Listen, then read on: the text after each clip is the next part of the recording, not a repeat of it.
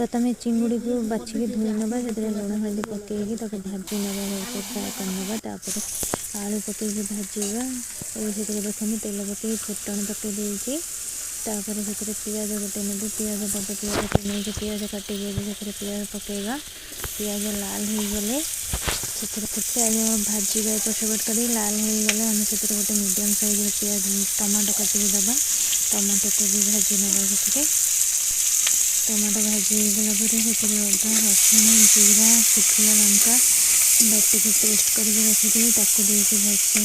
मसला को भाजी नवा मसला कषि गले से लुण देवे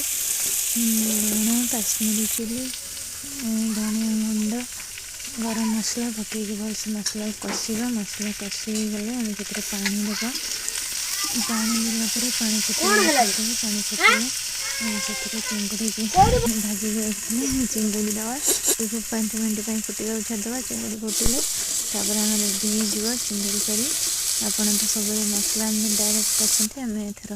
अलग प्रकार कर मसला डायरेक्ट आलू कषिकी कर थे बन खाए। जय जगन्नाथ।